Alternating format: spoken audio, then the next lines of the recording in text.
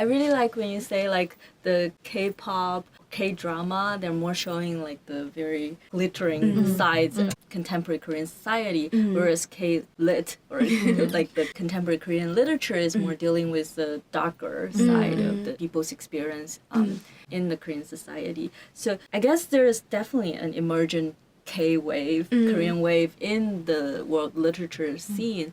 But if we have to kind of summarize or trying to capture what does that K-wave looks like, do you think it's more feminine or it's more everyday life?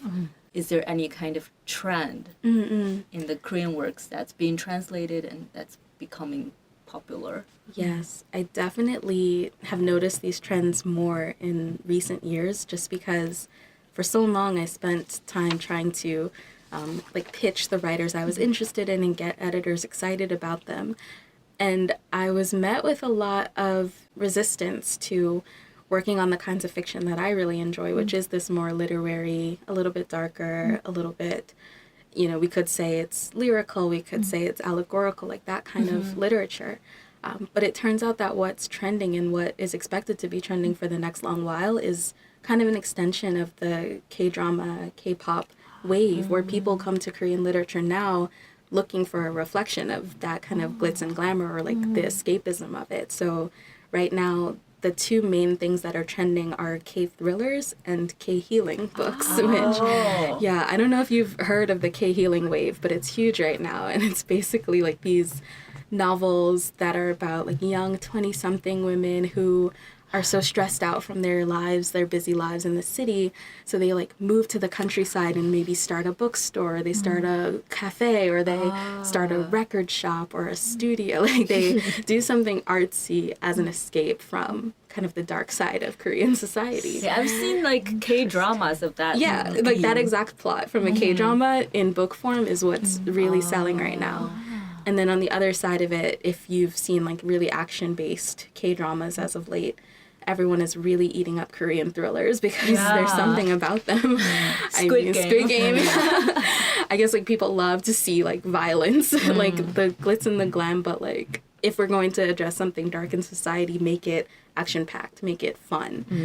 So those are the big trends right now, and I'm a little bit concerned because I really do hope that novels like Han Kang's We Do Not Part and other works that are dealing with these kind of dark side of society issues in a more serious way. I really hope that they would take off a bit more, but I don't know. The publishers are kind of, once they get it on a trend, they stay there for many years. So yeah, we'll see what happens in the next few. Yeah, from a comparativist perspective, what do you think is the charm of Korean literature? I'm really ignorant about Korean literature, but I watched some K-thrillers films, and it's kind of like actions, definitely, in the whole kind of Korean culture's emerging position in the world cultural sphere. But in terms of literature, from the novels I've read, I think I like what you just said. I like that the writers are really the truth tellers, right? Especially the female writers. King Ailan, she's really popular in China. And the episode we recorded about her is one of the most popular episodes. Wow. So it's really surprising to see at least the audience of our podcast, they are really attracted to the narratives that the truth tellers of the Korean literary scene. I think they are offering a really powerful new kind of type of writing. I just really want to see how, as you just said, they repackage it with more actions, with more, at least decorated with some elements that would speak with the editors and the publishers, so that I could say that the essence of their work could be transmitted, could be read by more people. So for the last part of our conversation, let's go back to you and your journey as a translator. So what first inspired you to become a literary translator? Wow. It feels like so long ago now, but I was always like a very avid reader growing up, and I started out as a fiction writer myself. So I always knew I wanted to work with literature in some way.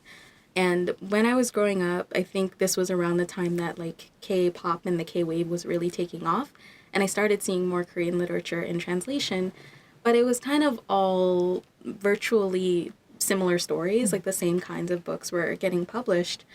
And I didn't really think that there was anything more interesting than that available. But when I went to university, I had the chance to study Korean language in the classroom.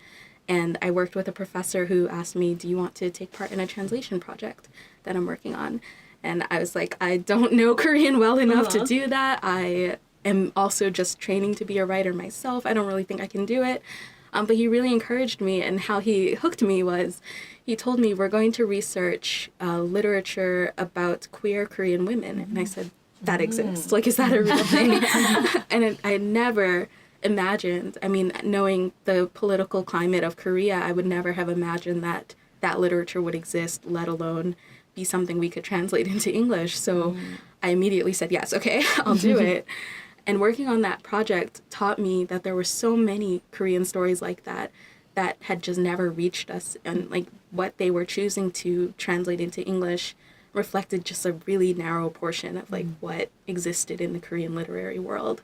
So reading like the most like fascinating speculative fiction coming out of Korea, there were a lot of really interesting kind of social commentary type novels coming out of Korea on issues, you know, as far-ranging as like poverty and as far-ranging as migration and things that I'd never seen spoken about in the English world. So I said, okay, if no one else is going to do it, I need to translate these. Like, I need to get these stories out there.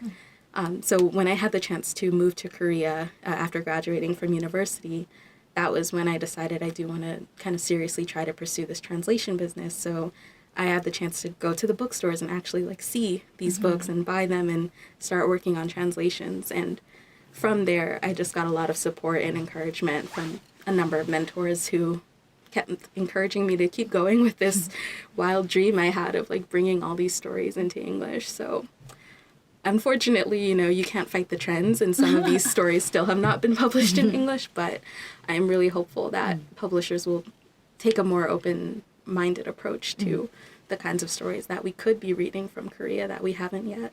Do you still write your own fiction? That's a question I have in mind. Yeah, and the genres you're dealing with. I'm so embarrassed to say I've not written a new work of fiction in maybe 2 years now.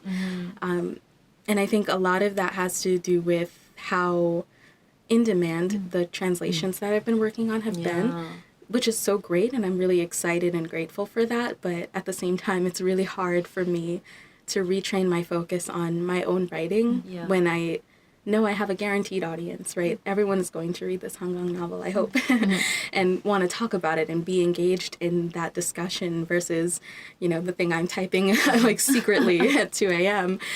I don't know what the audience for that looks like, or it's not as guaranteed. So yeah, I'm sad to say I've kind of abandoned my fiction writing for now, but I am hoping, I do hope that I get to a point in the future where I can balance both pursuits, because they both mean a lot to me creatively.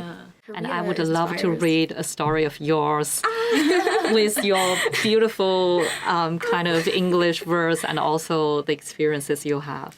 Yeah, next time we'll have you as the A writer. writer. Oh, thank you. Please translate my works into Chinese as well. Yeah, this has been a fascinating conversation. Paige, thank you so much for sharing your insights into Han Kang's work, and also talking about the evolving landscape of Korean literature. I haven't read the English translation of We Do Not Part, but I'm really excited to read your translation. Yeah, and I'll recommend it to all the friends I have who would be interested in it. And I believe it'll be a really good experience for the readers. Thank you so much. I do want to warn you all to like bring tissues when you start to read, but I do hope it's a good experience. I learned a lot from translating it, and I'm really excited now that people are going to start reading. So thank you. Thank you so much. Thank you so much. And thank you for listening to Sisreads. We'll see you next time. Bye-bye. Thanks. Bye-bye. Bye. 사랑은 언제나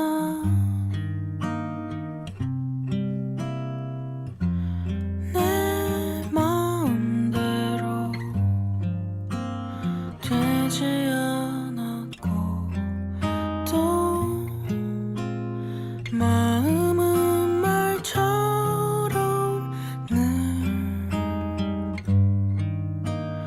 쉽지 않아